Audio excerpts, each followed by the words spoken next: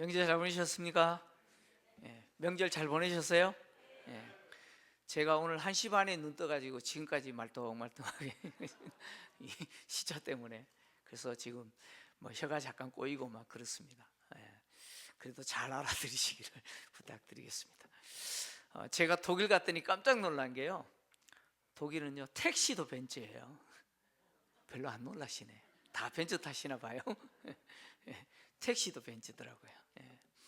성도님들이 기도해 주셔가지고 종교개혁지 탐방을 했는데, 마틴 루터, 그리고 쯔빙글리, 그리고 더하여서 얀 후스, 그리고 장 깔뱅, 우리 칼빈이라고 알려진 칼빈까지 종교개혁자들의 그 개혁의 현장을 또 이렇게 방문하면서 많은 생각도 했고, 또 많은 것도 또 느꼈고, 또 참 여러 가지들을 좀 이렇게 고민하는 그런 또 시간을 가졌습니다. 제가 종교개혁지를 방문하면서 제 자신에게 던졌던 한 가지 질문을 제가 오늘 가지고 왔는데, 그 질문이 뭐냐면 너는 무엇을 위해서 사느냐라는 것입니다. 너는 무엇을 위해서 사느냐? 종교개혁자들이 부패한 로마 카톨릭이 지배하는 세상과 타협했다면 그들은 참 편안한 일생을 보냈을 겁니다. 왜냐하면 그들은요 대단히 뛰어난 사람들이었습니다. 그러나 그들은 그 부패한 로마 카톨릭 세상과 타협하지 않았습니다. 종교개혁 정신을 버리라라고 협박하는 교황의 협박에도 굴복하지 않았고, 또 재판 자리에서 황제의 그 겁박에도 그들은 그 종교개혁의 정신을 버리지 않았습니다. 그래서 끝까지 그것을 사수했고, 야누스 같은 사람은 화형을 당하기도 했습니다. 종교개혁자들의 그 삶을 들여다보면서 제가 저에게 던진 질문이, 너는 무엇을 위해서 사느냐? 너는 목사지만 세상의 영광을 위해서 이 목사직을 사용하고 있지는 않느냐? 뭐 그런 분들이 있잖아요. 그런 질문들을 저한테 던졌습니다. 지금도 마찬가지입니다. 저에게 너는 무엇을 위해서 사느냐? 여러분들은 무엇을 위해서 사시고 계십니까? 세상의 부귀와 영화를 위해서 살고 계십니까? 오늘 요한은 두 번째 천사의 이야기를 통해서 세상의 부귀 영화 그거 다 사라진다. 세상은 무너진다. 세상의 제국은 무너진다. 세상을 상징하고 세상의 제국을 상징하는 바벨론이 무너졌다라고 선포하는 내용을 통해서 오늘 우리에게 어떻게 살아야 되는지를 말하고 있습니다. 두 번째 천사가 선포하고 있는 바벨론이 무너졌다라고 선포하는 이 바벨론은 로마를 상징합니다. 그리고 이 바벨론은 로마 제국뿐만 아니라 하나님을 대적하고 하나님의 백성들을 유혹하는 세상의 모든 제국들, 도시들, 세상을 상징합니다. 왜 바벨론이 이런 역할을 하느냐? 바벨론은 하나님의 백성들에게 있어서 가장 강력한 대적이었기 때문에 바로 바벨론이 이 세상 제국을 상징하는 것이죠. 특히 로마를 상징합니다. 요한계시록에서 바벨론이라고 하는 명칭은 전부 6번 등장합니다. 근데 한결같이 로마를 상징합니다. 로마를 상징하는 바벨론을 로마를 상징하는 표현으로 사용하는 것은 요한계시록만이 아니고 당시 문헌에도 등장하고, 또 베드로전서를 기록한 베드로 역시 로마를 바벨론이라고 칭했습니다. 로마서 5장 13절을 보면, 베드로전서 5장 13절을 보면 베드로가요 로마에 있는 교회를 뭐라고 표현했냐면 바벨론에 있는 교회가 너희에게 무난한다 이렇게 표현했습니다. 베드로 역시 로마 제국을 바벨론으로 표현했습니다. 자, 로마를 바벨론으로 표현한 이유는 뭐냐? 바벨론이라는 제국이 이스라엘을 침공하고 하나님의 성전을 파괴했습니다. 마찬가지로 로마라는 제국 역시 이스라엘을 침공하고 하나님의 성전을 파괴했습니다. 바벨론은 고대 메소포타미아의 도시로서 사치와 그리고 도덕적 타락으로 유명했던 도시입니다. 그리고 이 바벨론의 이 교만은 결국 하나님의 심판으로 망하죠. 마찬가지로 로마의 교만과 로마 제국의 그 가증스러운 죄악들은 결국 하나님의 심판으로 망하게 됩니다.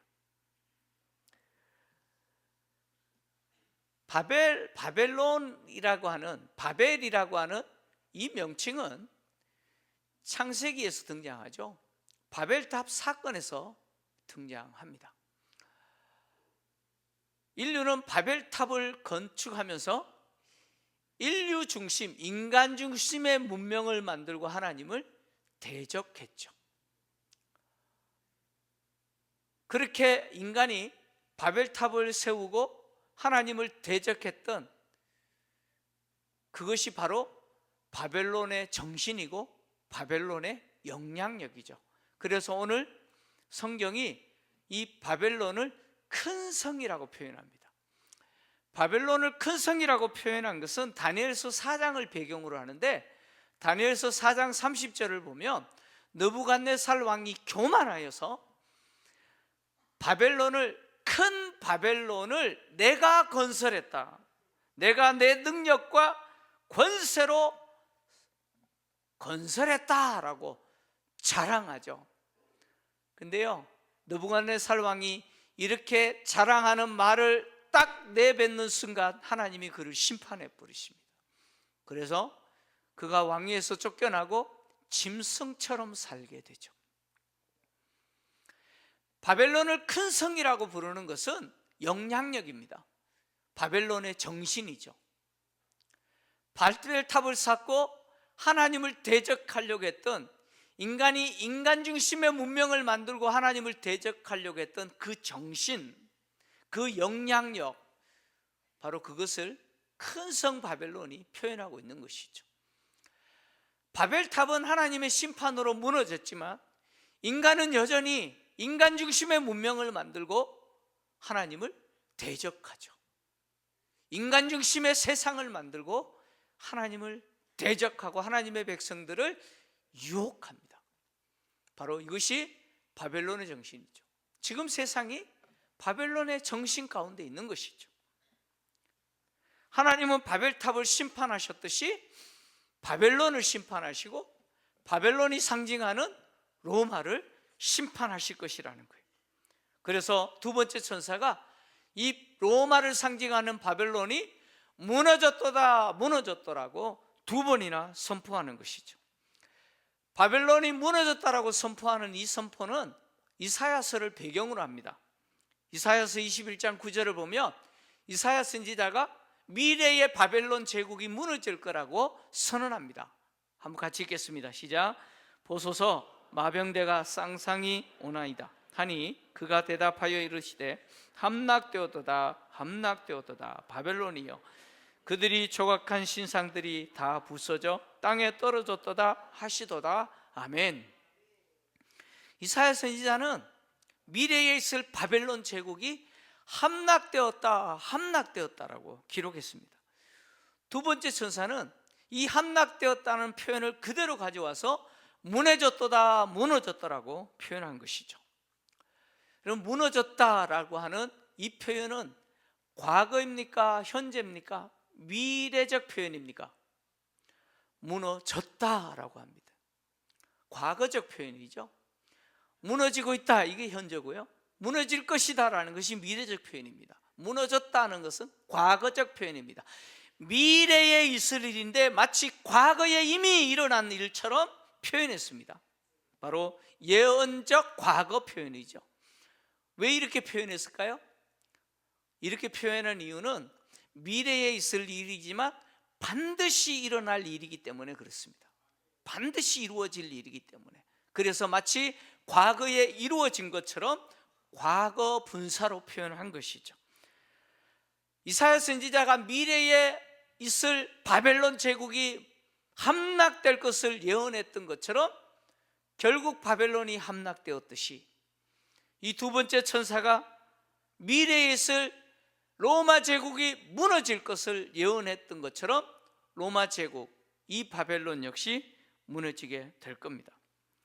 왜 바벨론이 이렇게 무너지게 됩니까? 그 이유는 모든 나라에게 음행의 포도주를 마시게 했기 때문이죠. 음행으로 말미암아 진노의 포도주를 마시게 만들었기 때문이죠. 바벨론이 모든 민족, 모든 나라에게 음행으로 말미암아 진노의 포도주를 마시게 했다라고 하는 것은 바로 예레미야서를 배경으로 하죠. 예레미야서 51장 7절의 이야기인데요, 같이 읽겠습니다. 시작. 바벨론은 여호와의 손에 잡혀 있어 온 세계가 취하게 하는 금잔이라 뭇 민족이 그 포도주를 마심으로 미쳤도다. 아멘. 하나님이 왜 바벨론 제국을 심판하셨느냐? 바벨론 제국이 바로 모든 세상을 취하게 만들었기 때문에, 우상숭배라고 하는 그것으로 취하게 만들었기 때문에 바벨론 제국을 심판하신 거예요. 마찬가지로 이 바벨론이 상징하는 로마 제국 역시 바로 황제 숭배와 우상 숭배라고 하는 것을 통해서 세상의 모든 민족을 어떻게 하세요? 음행하게 만들었다는 거예요. 이 진노의 포도주 잔을 마시게 했다는 거예요. 이 음행의 잔은 필연적으로 하나님의 진노가 따르죠. 그래서 진노의 잔이라고 표현하고 있는 것이죠. 세상 제국은 그 화려함을 자랑하고 사람들로 하여금 그 세상에 취하게 만듭니다. 음행하게 만들죠. 얀 후스를 만나기 위해서 체코 프라하를 방문했습니다. 늦은 시간에 방문했어요. 그래서 해가 졌는데 저는 프라하라고 하는 도시가 그렇게 화려한 도시인 줄 몰랐어요. 가본 적이 없으니까. 얼마나 화려한지요? 젊은이들 신혼여행 성지라고 알려지잖아요. 도시가 너무너무 화려합니다.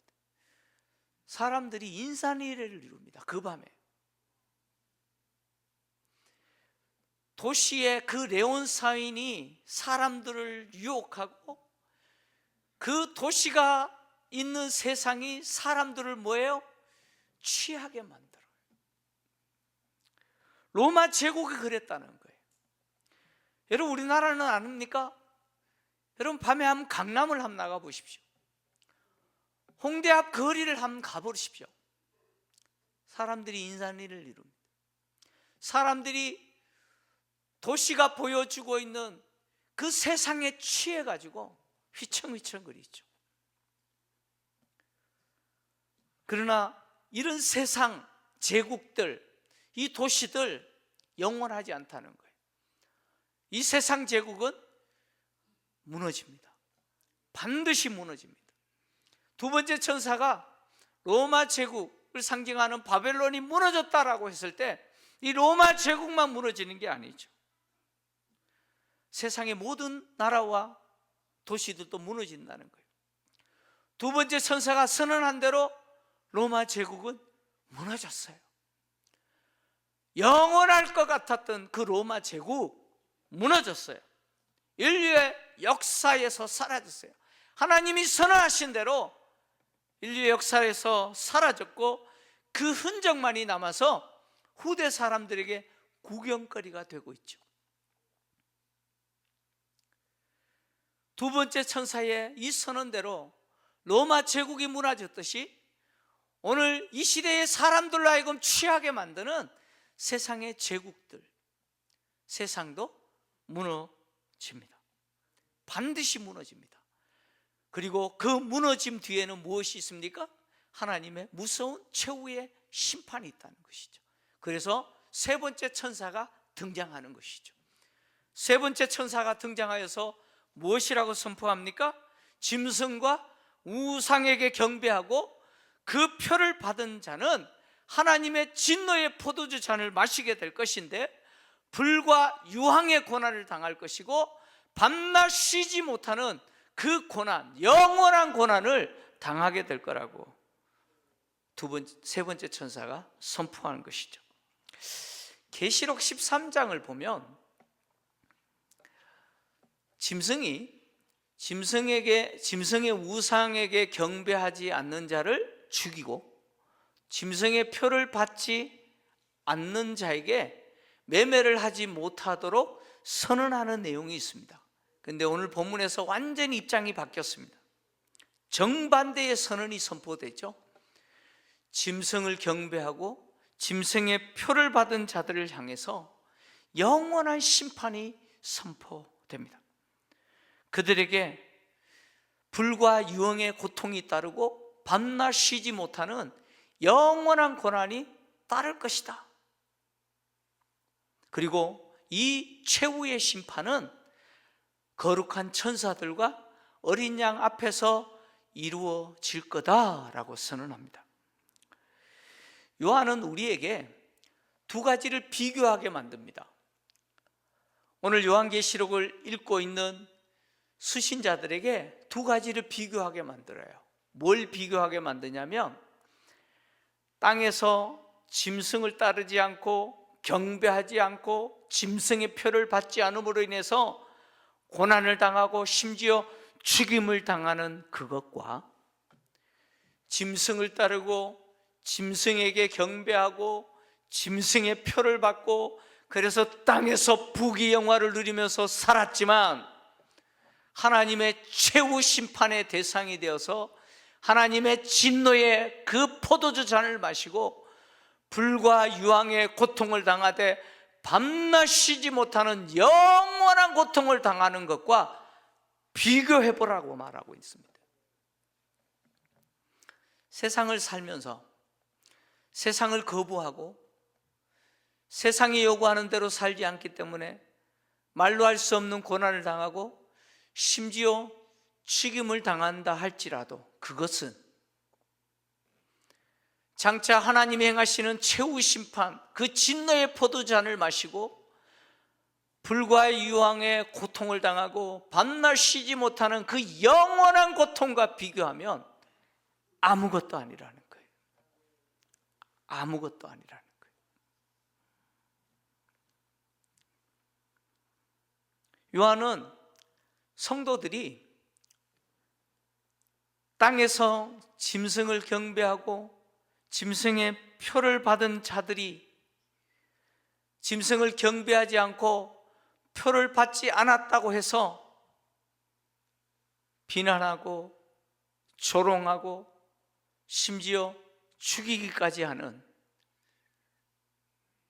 그런 일을 당한 성도들이 하나님이 행하시는 그 최후 심판 때에 심판당하는 자들을 보면서 뭘 얻게 되느냐? 큰 위로와 영광을 얻게 될 거라고 지금 말하고 있는 거예요. 요한은 이것을 말하기 위해서 하나님의 최후 심판은 그 거룩한 천사들과 어린 양 앞에서 있을 거라고 지금 말하고 있는 것이죠. 거룩한 천사와 어린 양 앞에서 하나님의 최후 심판이 시행된다라고 하는 것은 두 가지가 이미 전제가 된 것이죠. 이 두 가지는 뭐냐? 어린 양이 승리했다는 거예요. 첫째는 어린 양이 승리하셨다. 그리고 둘째는 그 승리하신 어린 양을 따르던 그 성도들, 땅에서는 고난을 당하고 심지어 죽임까지 당했던 그 성도들의 그 이름을 그 어린 양이 하나님과 그 천사들 앞에서 시인하셨다라고 하는 것이 전제되는 것이죠. 아시아 7교회에 보낸 편지 내용 속에서 주님이 4대 교회에 주신 이긴 자에 대한 약속이 이것이죠. 계시록 3장 5절을 보시면 이긴 자에게 주신 약속이 이것입니다. 같이 읽겠습니다. 시작. 이기는 자는 이와 같이 흰옷을 입을 것이요 내가 그 이름을 생명책에 결코 지우지 아니하고 그 이름을 내 아버지 앞과 그의 천사들 앞에서 시인하리라. 아멘.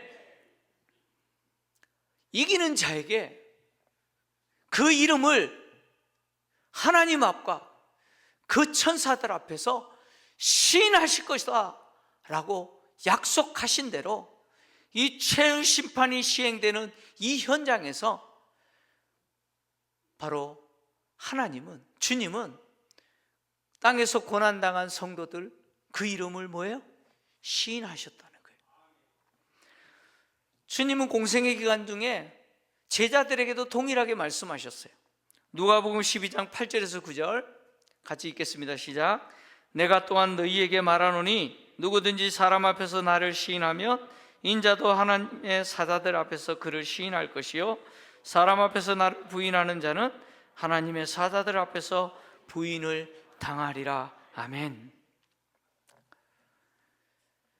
세상에서는 짐승을 따르고 짐승의 표를 받은 자들에게 조롱을 당하고 멸시를 당하고 심지어 죽임까지 당했던 성도들이 하나님이 행하시는 최후 심판 앞에서 짐승을 따르고 짐승의 표를 받고 우리를 조롱하고 모독하고 비난하고 심지어 죽이기까지 했던 자들이 그 천사들과 어린 양 앞에서 심판을 당한 모습을 보면서 성도들은 뭘 얻어요? 위로를 얻고 영광을 얻는 거예요. 감격을 누리는 것이죠. 주체할 수 없는 희열을 느끼는 것이죠. 그래서 오늘 요한은 이것을 우리에게 말하고 있는 것이죠. 요한은 하나님의 진노의 대상자들, 진노의 포도주를 마신 자들이, 마실 자들이 마시게 될 그 하나님의 진노의 잔을 뭐라고 표현했느냐? 진노의 잔에 섞인 것이 없이 부은 포도주라고 표현했습니다. 하나님의 심판의 대상이 되는 자들이 마실 그 포도주는 진노의 잔에 섞인 것이 없는 포도주예요. 이 말은 무엇과 관계되느냐? 당시 사람들이 포도주를 마실 때 물을 섞어서 마시는 것과 관계돼요. 당시 사람들이 포도주를 마실 때 통상은 물과 포도주를 1:1 비율로 섞어서 마셨다고 합니다. 근데 어떤 경우는 3:1 비율로, 어떤 경우는 3:2 비율로 섞어서 마시기도 했지만 취하기 위해서는, 단지 취하기를 원할 때는 아예 아무것도 섞지 않고, 물을 섞지 않고 포도주 원액을 마셨다고 합니다. 이것에 근거해서 이 진노의 포도주 잔에는 무엇만 담겼어요? 아무것도 섞이지 않았어요. 오직 하나님의 진노만 담겼다는 거예요. 오직 하나님의 진노만 담긴 그 잔을 마시게 될 거라는 거예요. 누가요? 짐승에게 경배하고 짐승의 표를 받은 자들이 그렇게 될 거라는 것이죠. 그리고 이 진노의 잔을 마신 자에게 당하는 그 고난은, 그 고통은 영원한 고통이라는 거예요. 그래서 무슨 표현이 뒤따릅니까? 그 고난의 연기가 세세토록 올라갈 것이다. 밤낮 쉼을 얻지 못하리라 라고 하는 선언이 이어지는 것이죠. 최후 심판의 대상이 된 자들이 당하는 고통, 그 최후 심판의 고통은 영원한 고통이죠. 그 고통은 불과 유황의 고통이죠. 여러분, 불과 유황이라고 하는 것은 심판의 이미지죠. 심판의 이미지입니다. 그래서 창세기에 보면 소돔과 고모라가 하나님의 심판을 받았을 때 뭘로 받았어요? 불과 유황의 심판을 받았어요. 그래서 그 도시가 사라진 것이죠. 요한계시록에서 이 불과 유황은 이후에는 불못으로 등장하죠. 그래서 계시록 19장 20절, 19장 20절을 보면 이 불과 유황을 무엇이라고 표현했냐면 유황불 붙는 못이라고 표현했어요. 유황불 붙는 못이라고 표현했어요. 이 짐승이 잡혀요. 짐승이 잡혀서 어디 던져집니까? 유황이 불 붙는 못에 던져집니다. 그리고 계시록 20장 14절에서 15절을 보면 우리의 영원한 대적인 사망도 어디에 던져집니까? 불못에 던져집니다. 불과 유황이 타는 못이죠. 하나님은 성도들을 대적하고 성도들을 미혹하고 성도들을 죽이기까지 했던 세상과 불신자들이 이렇게 심판할 거라는 것이죠. 그리고 이 심판은 영원한 심판입니다. 그래서 이 포도주 잔을 마신, 진노의 포도주 잔을 마신 자들이 당하는 이 고난을 영원한 고난, 그래서 이 고난의 연기가 세세토록 올라가더라고 표현한 것이죠. 이 연기가 세세토록 올라가더라라고 하는 이 표현은 계시록 19장에 또 한 번 등장합니다. 19장 3절을 보시면 이렇게 기록하고 있습니다. 같이 읽겠습니다. 시작. 두 번째로 할렐루야 하니 그 연기가 세세토록 올라가더라. 아멘. 이 내용은 하나님이 최후 심판을 행하셨을 때 성도들이 찬양할 때 두 번째 할렐루야라고 찬양했을 때 그 연기가 세세토록 올라갔다는 거죠. 하나님 앞에 세세토록 올라가는 연기는 하나님에게는 향기로운 연기죠. 요한계시록에서 연기가 올라가는 것은 세 번 등장하는데 하나님께 향기로운 연기로 올라갑니다.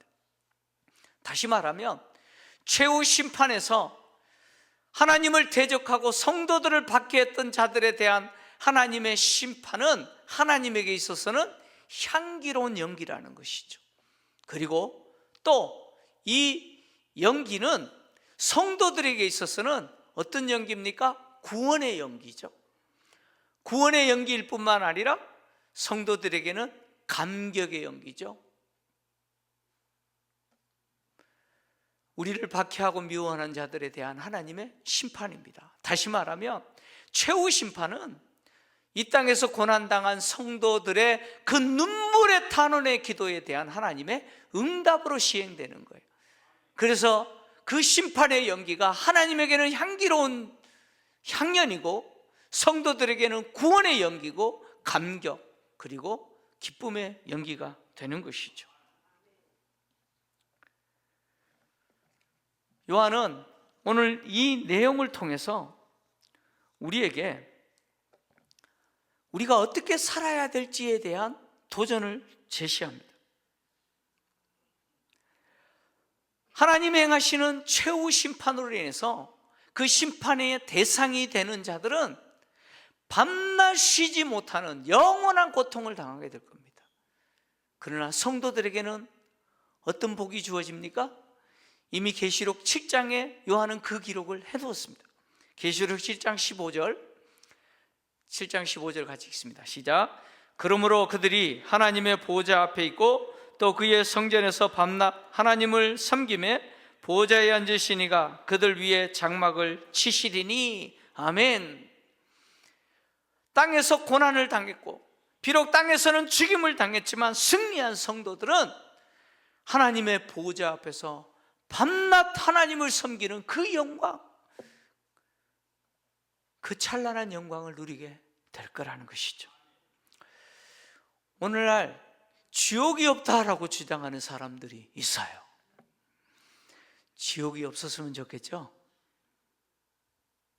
지옥이 있었으면 좋겠어요? 없었으면 좋겠어요? 없었으면 좋겠죠? 근데 어떻게 해요? 지옥은 있어요. 지옥은 있어요. 인간이 아무리 지옥이 없다고 부르짖어도 지옥은 있습니다. 요한계시록이 그 이야기를 하고 있고 또 누가 그 이야기를 했습니까? 예수님이 그 말씀하셨어요. 예수님이 마가복음 9장을 보면요 이렇게 말씀하셨어요. 장애를 갖고 영생에 들어가는 것이 두 발, 두 손, 두 눈을 가지고 영원히 꺼지지 않는 불로 들어가는 것보다 낫다라고 말씀하셨어요. 부자와 나사로 비유를 통해서 부자가 음부에 타는 불에 떨어졌다고 이야기하죠. 음부에서 그 불꽃으로 고통 중에라고 표현하셨어요. 여러분, 지옥을 누가 이야기하셨다고요? 예수님이 이야기하셨어요. 예수님이 지옥을 이야기하셨다면 지옥은 있어요, 없어요? 여러분, 있습니다. 지옥은 있어요. 여러분, 왜 우리가 양심적으로 살아야 되고 도덕과 윤리적으로 살아야 된다고 생각하는지 아십니까? 지옥이 있기 때문에. 인간이 왜 죽음을 두려워합니까? 지옥이 있기 때문이에요. 왜 우리가 예수를 믿어야 되고 왜 예수를 믿는 대로 우리가 그렇게 살아야 되는지 그 이유가 여기 있는 것이죠. 세상은 결코 영원하지 않습니다. 인류의 역사 반드시 끝납니다. 세상의 제국과 세상이 무너질 때, 인류의 역사가 끝났을 때 그 끝에 서 있는 나는 누굽니까? 더 좁게 이야기해서 내 개인의 시간이 끝났을 때, 내 호흡이 끝났을 때, 그때 나는 누굽니까? 어린 양과 함께 시온의 산에 서서 새노래를 부르며 밤낮 하나님을 섬기며 그 찬란한 영광을 누리고 영원한 안식을 누리게 될 사람인지, 아니면 하나님의 진노의 잔을 마셔야 되는 영원한 불과 유황의 그 고통 중에 밤낮 쉬지 못하는 고난을 당해야 될 사람인지 어떻게 합니까? 그때 가서 합니까? 여러분, 그때 가서 알아요? 아닙니다. 지금 알아요. 지금 알아요. 지금 내가 세상 영광에 취해서 세상 부귀 영화를 위해서 살아가고 있다면 나는 하나님의 진노의 잔을 마셔야 될 사람이고, 세상을 거부하고 세상의 영광과 부귀 영화가 아니라 하나님의 나라와 하나님의 영광과 그 거룩하신 이름을 위해서 내 인생을 드리고 내 삶을 드리고 나를 드리는 그 사람은 장차 어린 양과 함께 시온산에 서서 그 새노래로 하나님을 찬양하는 그 영원한 쉼과 찬란한 영광을 누리게 될 것입니다. 나는 누구인가? 나는 무엇을 위해서 살고 있나? 이 질문에 오늘 이 말씀을 듣고 이 전을 나가기 전에 여러분 스스로 답을 하십시오. 우리 김포제일교회 성도님들은 세상 영광이 아니라 하나님의 영광, 저 천성을 바라보시면서 오늘도 믿음으로 믿는 대로 사는, 그래서 장차 시온산에서 어린 양과 서서 그 영원한 하나님의 나라에서 주님이 주시는 그 영생 복락 누리게 되시는 성도님들 되시기를 주의 이름으로 축원합니다. 다 같이